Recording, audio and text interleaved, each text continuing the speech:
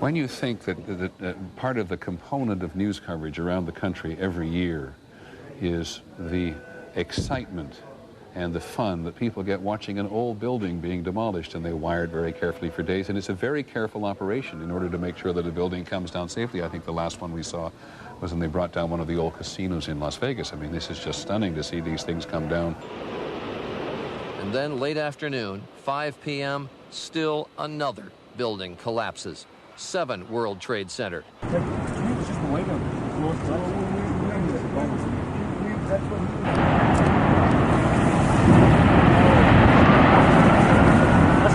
told you that sucker was going to go. That's coming here, isn't it?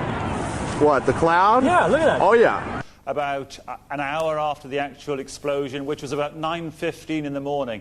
If you wanted to calculate a time to cause maximum disruption, you would calculate that time as the start of the working day and perhaps the biggest, busiest complex in the world. That's 47 stories tall there. You can see it going.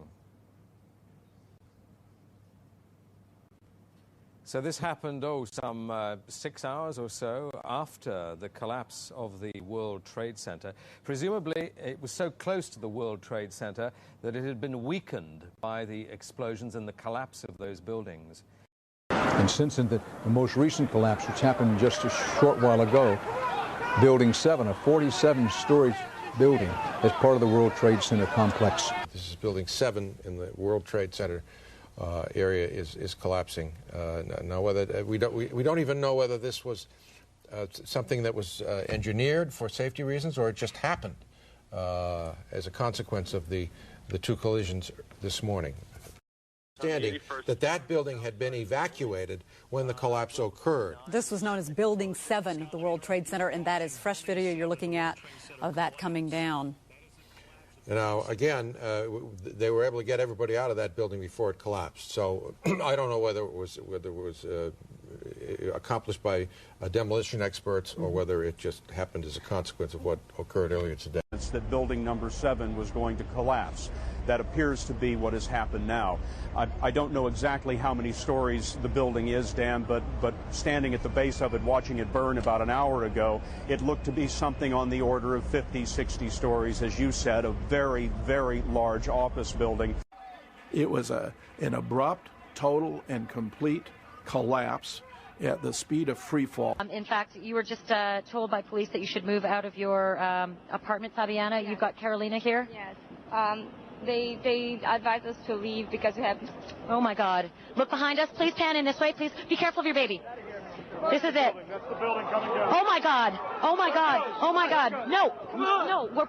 Listen. We'll be all right. We'll be all right. We're okay. I think we're okay. Ashley, I think we're okay. Building 7 ablaze at the moment and apparently getting ready to collapse.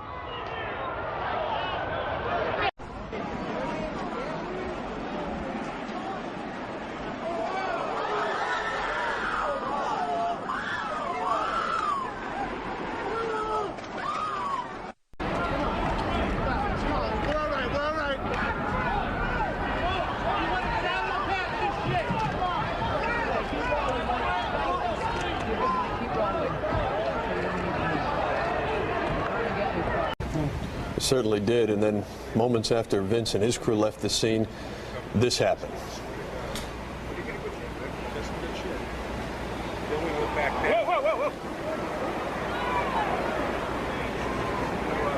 The collapse of World Trade Center number 7.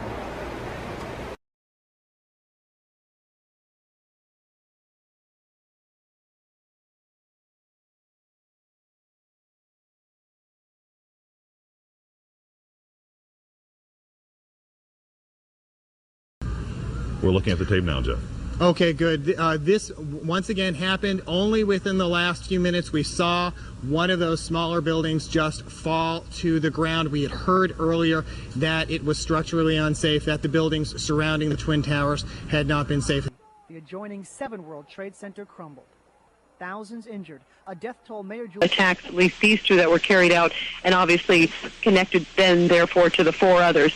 Right now, law enforcement sources are saying they are almost 99% certain is what I'm being told, that Osama bin Laden is behind this. And in addition, obviously, to the cell phone calls, which is much more hard evidence compared to other things that they were getting earlier, they are still looking at all the warning signs. This is the only man who had the financial backing. This is the only man who had the infrastructure where the World Wide Web, the tentacles really all over the world to be able to carry out this. And they also say it would have taken at least many months to plan this type of thing. We were watching the building actually because it was on fire. The bottom floors of the building were on fire, and you know, we heard this sound that sounded like a clap of thunder. Turned around, we were shocked to see that the building was well, it looked like there was a shock wave ripping through the building, and the windows all busted out, and you know, it was horrifying. And then you know, about a second later, the bottom floor caves out, and the building followed after that, and we saw the building crash down all the way to the ground. You know, we were in shock. Folks standing here on the corner of Leonard Street and West Broadway. We were just sitting here watching all the smoke pouring up from number 7. Number 7 is the kind of reddish-brown building that's towards the north end of the complex. And although we really couldn't see much damage on it, there was smoke pouring out of it here for hours. And folks just kind of standing around milling about it. And then I wasn't watching. I just could tell from the reaction of the crowd what had happened, because I'd heard it already before. The gasps, the screams, people immediately turning and starting to run, even though we're probably a dozen blocks from the center itself. People starting to run away from the scene, and I turned in time to see what looked like a skyscraper implosion. It looked like it had been done by a demolition crew. The whole thing just collapsing down on itself, and another big, huge plume of gray and white smoke shooting up into the air, and then more of the smoke billowing up the street here. So that's number 1, number 2, and now number 7 that have come down from this explosion, and folks just simply can't believe it.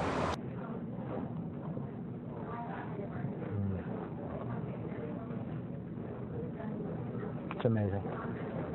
Amazing, incredible, pick your word. For the 3rd time today, it's reminiscent of those pictures we've all seen too much on television before, when a building was deliberately destroyed by well-placed dynamite to knock it down.